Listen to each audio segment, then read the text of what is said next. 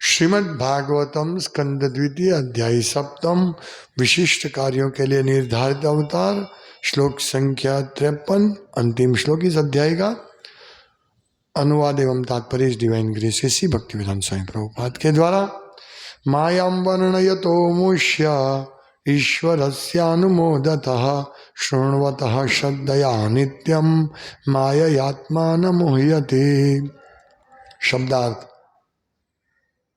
मायाम बहिरंगा शक्ति के व्यापार, वर्णयतः वर्णन करते हुए, अमुष्य भगवान के, ईश्वरस्य श्री भगवान के, अनुमोदतः इस प्रकार प्रशंसित, शृण्वतः इस प्रकार सुनते हुए, श्रद्धया श्रद्धापूर्वक, नित्यम नियमित रूप से, माया माया के द्वारा, आत्मा जीवात्मा न कभी नहीं, मुह्यते मोहग्रस्त, सॉरी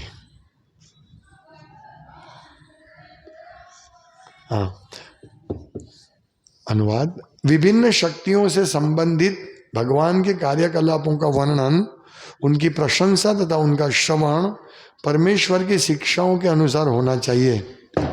यदि नियमित रूप से श्रद्धा तथा सम्मान पूर्वक ऐसा किया जाता है तो मनुष्य निश्चित रूप से भगवान की भ्रामक शक्ति माया से उबर जाता है।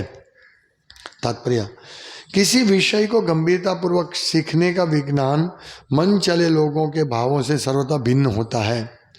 ये मन चले या मूर्ख लोग बहिरंगा शक्ति के प्रसंग में भगवान के कार्यकलापों को व्यर्थ मानकर अपने को झूठ मूठ भगवान की अंतरंगा शक्ति में उच्च स्तर पर सम्मिलित बता सकते हैं, किंतु सत्य तो यह है कि भगवान की बहिरंगा तथा अंतरंगा शक्तियों से संबंधित कार्यकलाप समान रूप से श्रेष्ठ हैं।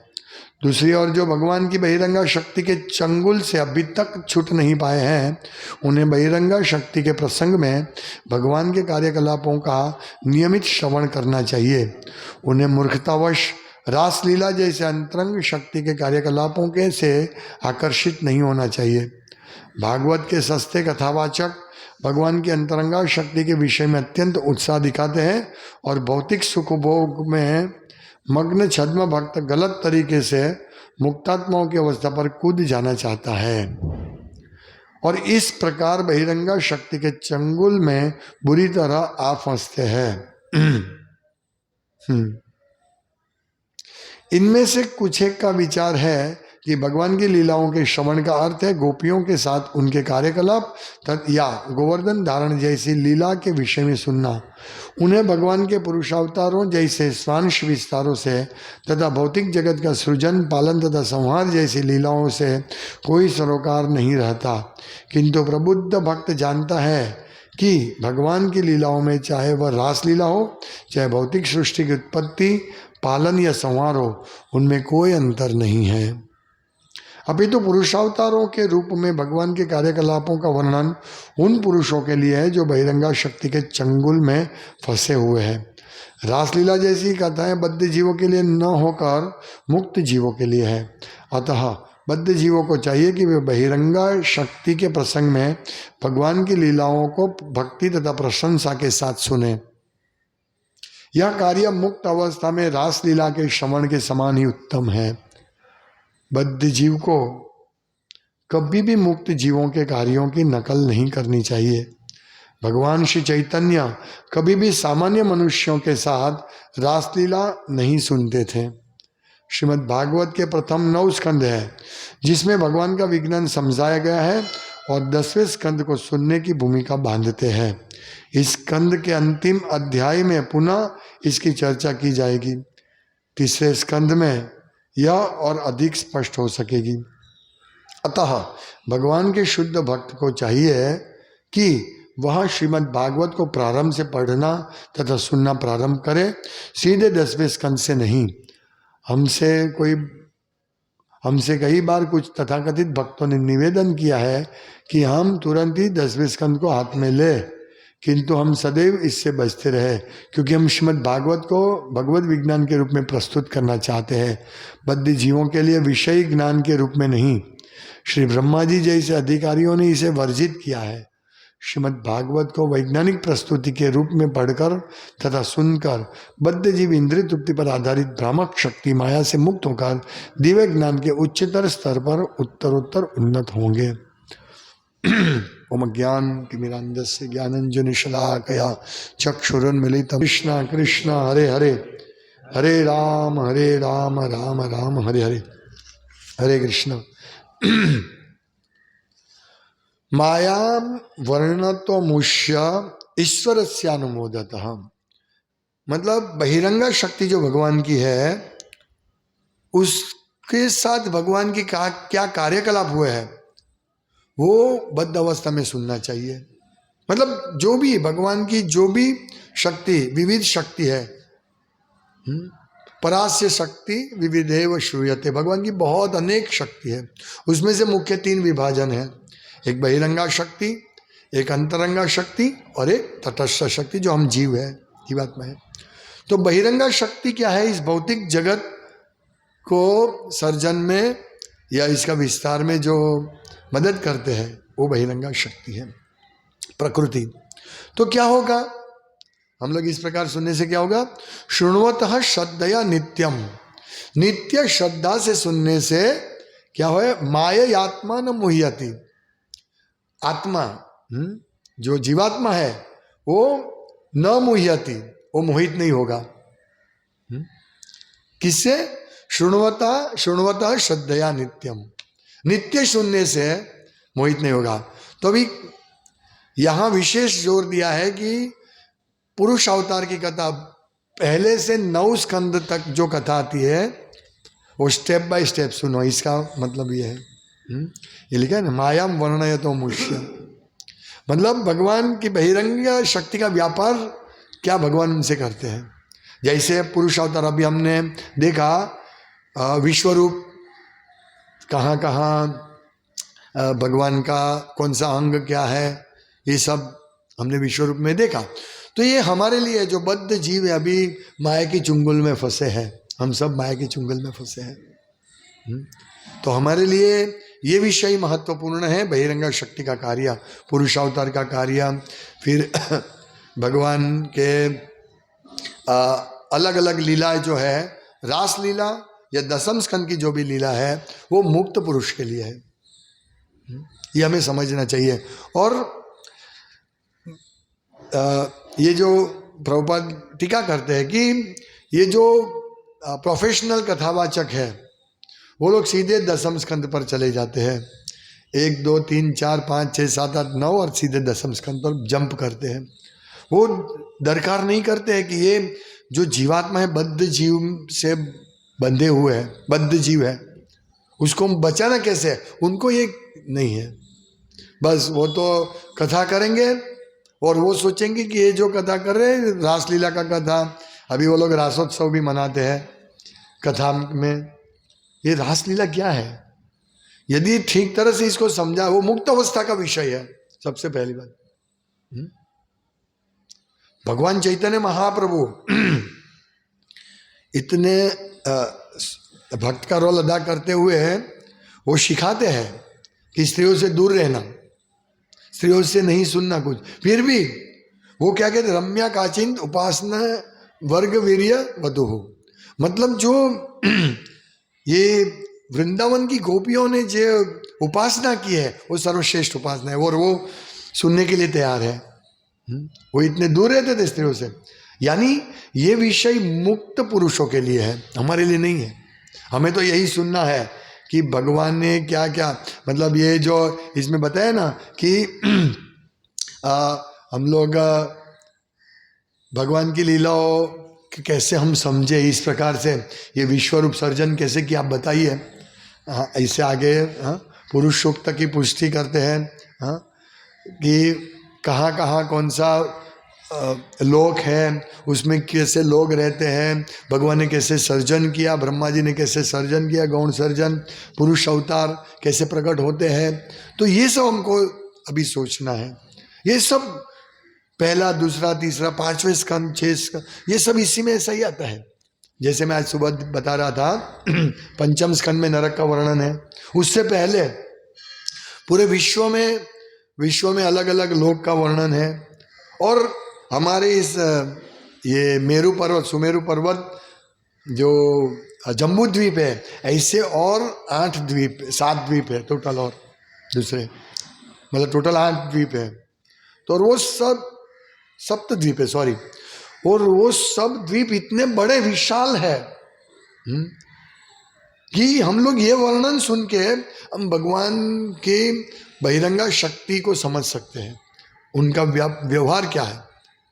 तो हमको ये सब सुनना है पहले।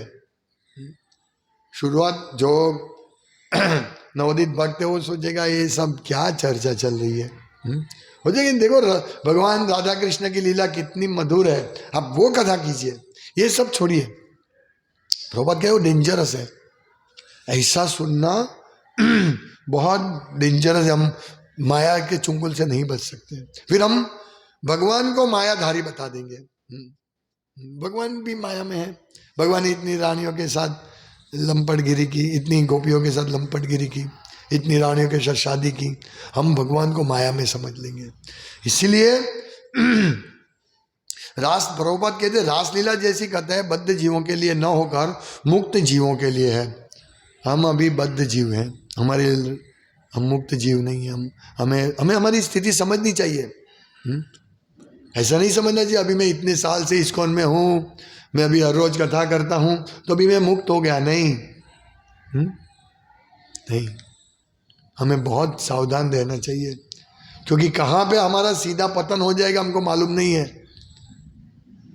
इसीलिए बहुत सावधान होकर बहिरंगा भगवान कितने महान है, सबसे पहले तो यही सुनना है। क्योंकि हम प्रचार में जाते हैं, लोग मूर्खतावश कहते हैं कि आत्मा सो परमात्मा, मैं ही भगवान हूँ, अभी मैं भूल गया हूँ कि मैं भगवान हूँ, याद आएगा तब मैं मुक्त हो जाऊंगा। अरे भाई, ये कोई रमत खेल की बात है? तुम सर्जन कर सकते ये जम्बू द्वीप, इतना सुमेरु सोने का पर्वत बना सकते हो? नहीं, ये भगवान की सर्जन है। एक पृथ्वी पे, मतलब एक ब्रह्मांड में एक सुमेरु पर्वत है, हमारे ब्रह्मांड में इतना सोना है उस सुमेरु पर्वत में, इतना मतलब सघन। ऐसा नहीं जैसे ऐसी कभी बैंगल्स आते हैं जो अंदर तांबा का होता है उसको और बाहर सोने का कवच होता है, लेकिन ये जो सोने का पर्वत है सुमेरु, सघन, पूरा घन, ओनली सोना। ये भगवान ने बनाया। ये पहले सुनो। फिर घृत सागर, घृत सागर, क्षीर सागर, ये जो कितना योजन है, 2,56,00,000 चौड़ा, क्या है? घृत सागर, घी का सागर। फिर क्षीर सागर 2,56,00,000 माइल, हमारी कल्पना के बाहर चीज है। इसीलिए हम लोगों को ये सब, ये भगवान ने कितना बड़ा बहिरंगा, भगवान की बहिरंगा शक्ति क्या समझते हम इस एक विश्व का आकलन नहीं कर सकते, एक विश्व का एस्टिमेट नहीं कर सकते। हम सोचिए हम कौन है? क्षुद्र जीव है, और हम अपना एक क्षुद्र जीव ही घमंडी होता है, सोचता है मैं बहुत बड़ा हूँ, मेरी बहुत बड़ी मील है, मैं बहुत पैसा देता हूँ, मैं बहुत पैसा वाला हूँ। क्या करेंगे तुम ये पैसे का? इतने लोग इतने व्यस्त, मूर्खतावश इतने व्यस्त हो जाते हैं, ये माया के चुंगल में ऐसे फंसते रहते हैं कि एक फैक्ट्री है, अभी मुझे विष्णु दामोदर प्रभु बता रहे थे कि एक बड़ी मिल मालिक है, वो इतनी बड़ी मिल पांडेसरा में बना रहे, इतनी बड़ी मिल बना रहे हैं, मतलब उसको खाने की कमी है क्या? नहीं, इतना करोड़ों रुपया हर महीने करोड़ों रुपया कमाता है, फिर भी ये विस्तार करते हैं। अभी सोचिए, मतलब इतने मूर्ख है, वो माया के चुंगल से कैसे बचेंगे? ये लोगों को कैसे बचाए? इसीलिए यहाँ ब्रह्मा जी कहते हैं शृण्वतः श्रद्धया नित्यम, नित्यम श्रद्धा के साथ सुनो। नहीं तो हम देखो माया में हम लोग भी कैसे फंसे हुए हैं। हम भी सोचते हैं अभी हम हमारा सेटलमेंट कर दें, हमारा नौकरी व्यवसाय सेटल कर दे, फिर हम भक्ति करेंगे, अच्छी तरह करेंगे। नहीं, हमें कंटिन्यू भक्ति करो, सुबह भक्ति करो, दोपहर को अपना बिजनेस करो, शाम तक बिजनेस करो, फिर वापस शाम को भक्ति करो, और बिजनेस में भी भक्ति करो, भगवान का नाम स्मरण करो, प्रचार करो, जा रे देखो तारे को, कृष्ण उपदेश, ये भगवान की ऐसी बातें बताओ। लेकिन मूर्ख लोग स्वीकारेंगे नहीं, अरे ऐसा पर्वत थोड़ी हो सकता है। कल एक आदमी, मैं मेडिकल स्टोर में गया था कुछ लेने, तो वो बोला आप इस्कॉन से, आपकी शिखा देख के लगता है आप इस्कॉन से। मैं बोला हाँ यस। फिर मतलब मैंने उनको बताया कि आप इस्कॉन मंदिर आते हैं? बोला नहीं, कभी कभी आता हूँ, अभी आना है। फिर बोला मैं साईं बाबा हर महीने जाता था। बोला वो भगवान थोड़ी है, साईं बाबा भगवान थोड़ी है। तो वहाँ एक दूसरा लड़का खड़ा था, वो बोला, मैं बोला भगवान कृष्ण है, परमेश्वर कृष्ण है, राम है। तो बोला ये भी मनुष्य था, वो ये भी मनुष्य है, तो क्या फर्क हुआ? ये राम भी सब चलते थे, ये साईं बाबा भी चलते थे, तो इसमें मैं बोला तुम भगवान हो? नहीं, तो फिर साईं बाबा कैसे भगवान है? सबको थोड़ी भगवान हो सकता है। राम भगवान ने ऐसा पुल बनाया जो कोई नहीं बना सकता। कृष्ण भगवान ने गोवर्धन धारण किया, वो मनुष्य नहीं धारण करते। क्या किया साईं बाबा ने बताइए? फिर वो चुप हो गया। मतलब ये हमें सीखना है, ये भगवान ऐसे महान है, उससे पहले ये सब सीखना है कि भगवान की महानता सीखो। वास्तव में हम नरक का वर्णन सुनेंगे, ये जम्बू द्वीप का, क्रौंच द्वीप, शाल्मी द्वीप, ये सब वर्णन सुनेंगे तो हमारे आश्चर्य, हमारी आंख चौड़ी हो जाएगी। ओ भगवान ऐसे है। ध्यान से सुनना चाहिए पहले हमको, नित्यम इसका श्रवण करना चाहिए, तो हम समझ सकते कि यस भगवान इतने महान है, हम कौन है, हमारी स्थिति मालूम पड़े। देखिए व्यासदेव ने इतना सुंदर संकलन किया है, ये ब्रह्मा जी ने यही बताया ना इसे पहले आगे कि तुम यथा हरो भगवती नृणाम भक्तिर भविष्यति, कृपया तुम इस भगवत विज्ञान का संकल्प पूर्वक इस विधि से वर्णन करो, संकल्प वर्णन करो तुम। किस प्रकार? इस विधि से, जिससे कि सभी मनुष्य प्रत्येक जीव के परमात्मा तथा समस्त शक्तियों के आधार स्वरूप भगवान हरि के प्रति दिव्य भक्ति उत्पन्न कर सके। यानी ये भगवत विज्ञान कोई चिला चालू विज्ञान नहीं है कि भाई आज हमने बोला कि MC square is equal to MC square, पूरा एनर्जी MC स्क्वायर, मास और स्पीड का स्क्वायर, उसका कुछ ऐसा बता दिया विज्ञान, फिर 100 साल के बाद अरे वो तो गलत है, अभी सही है। ये नहीं, या ब्रह्मा जी बोला तुम इस विज्ञान का संकल्प पूर्वक वर्णन करो कि जिससे लोग भगवान कृष्ण के भक्ति कर सके, दिव्य भक्ति उत्पन्न कर सकते हैं। और ऐसा ही ये विज्ञान है। प्रथम स्कंद के प्रथम श्लोक से लेकर धीरे धीरे आज मैं देख सकता हूँ आप सब भक्तों की धीरे धीरे प्रगति हो रही है, स्टेप बाय स्टेप। हम पहले कैसे थे और आज भक्तों की प्रगति हो रही है, इसमें कोई शंका नहीं है। सब चेतना चेंज हो रही है। पहले भोग भुगतने की चेतना थी, चलो जल्दी माला करें, खूब मौज करें, इधर घूमे उधर घूमे, नहीं। जैसे जैसे नित्यम भागवत शुण्वतः श्रद्धया नित्यम, श्रद्धा से सुनना है नित्यम, तो माया आत्मन मुह्यति, हम माया से बच सकेंगे।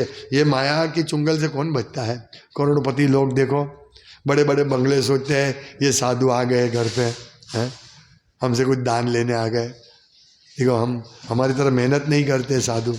सब नहीं सोचते ऐसा, सब नहीं सोचते हैं, लेकिन जो ऐसा सोचते हैं वो ऐसे सोचते हैं मैं उसको मदद कर, ऐसा सोचते हैं। वो नहीं सोचता है कि ये साधु लोग मेरे घर को पावन करने आए हैं, ऐसा सोचना चाहिए। वो माया में है ना, इसलिए वो उनका जीवन क्या है, बस एक फैक्ट्री, सुबह जाओ फैक्ट्री में, रात को 8 बजे लौटो, थक के थोड़ा टीवी देखो, होटल में खाना खाओ, मैथुन सुख भोग तो और सो जाओ। कितना डेंजरस जीवन है। पैसा कमाओ, पैसा कमाओ, पैसा पैसा पैसा। वास्तव में कल हम जो उस व्यक्ति के वहाँ गए थे, बहादुर जी, मैं उनके साथ बात भी किया, मतलब वो ऑफिस में बैठते थे और बड़ा ये करते थे, बड़ा मिल चलाते थे, लेकिन आज देखो वो अपने ठीक तरह से बेचारे चल भी नहीं सकते, लेकिन वो श्रद्धालु है। पर कहने का तात्पर्य, हम क्या प्राप्त करेंगे? इतनी एक फैक्ट्री, बड़ी फैक्ट्री, बड़ा करोड़ों करोड़ों रुपया लेकर क्या प्राप्त करेंगे? कुछ नहीं प्राप्त करेंगे। अंत में हमको किसी का ठेका देके चलना पड़ेगा और फिर दवाई खा के जीवन का अंत लाना पड़ेगा। मतलब बीमार होके गले में कफ आ जाएगा और यमदूत लेने आ जाएंगे। ये माया है। लेकिन प्रभुपाद बताते हैं कि माया, हम बद्ध जीवों के लिए ये सब अध्याय अच्छा है, सुनना है पहले, और फिर जैसे हम 9 स्कंद तक श्रद्धा से नित्य सुनेंगे तो 10वें स्कंद में हम फिर समझ सकेंगे कि भगवान की रासलीला क्या है। नहीं तो फिर भगवान, इसे प्रभुपाद कहते, मुझे लोग बताते हैं, देखो प्रभुपाद कहते कई बार कुछ तथाकथित भक्तों ने निवेदन किया कि हम तुरंत ही 10वें स्कंद हाथ में ले, किंतु हम सदैव इससे बचते रहे।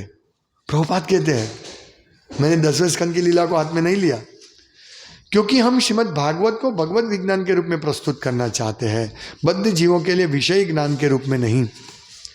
देखिए ये बहुत महत्वपूर्ण पॉइंट है कि कथा शुरुआत से सुननी चाहिए। प्रभुपाद कहते हैं ना कि ये विज्ञान तभी समझ में आएगी ना। देखो विज्ञान समझने के लिए सबसे पहले ये जो भी है केमिकल विज्ञान, कोई भी फिजिक्स हो, केमिस्ट्री हो, कुछ भी है, तो सबसे पहले गणित समझना पड़ेगा, थोड़ा थोड़ा गणित, फिर इलेक्ट्रॉन क्या है, प्रोटॉन क्या है, न्यूट्रॉन क्या है, इसका कैसे बनता है HCl, हाइड्रोक्लोरिक एसिड, तो फिर हम केमिकल विज्ञान, फिर हम बड़े बड़े अणु बम बना सकते हैं, लेकिन बेसिक सीखना पड़ेगा ना। तो प्रभुपाद यही कहते हैं, ये भगवत तत्व विज्ञान बेसिक क्या है,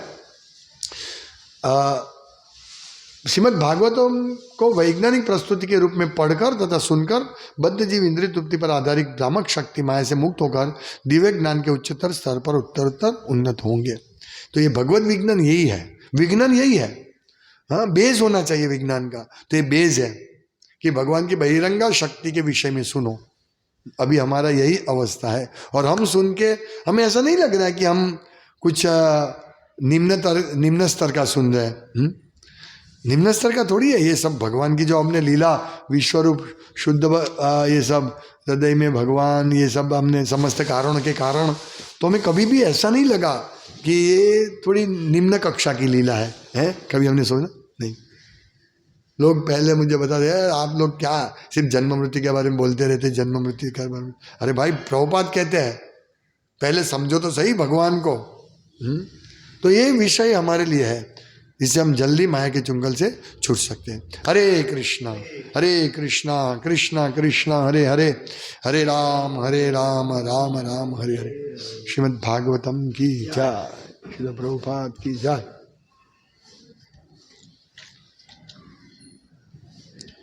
પ્રભુ આજે છે ને હું થોડો હિસાબ કરજો, જય કેશવ પ્રભુપાદ છે ને પેલા એ પણ આવશે, ગૌર દામોદર પ્રભુપાદ।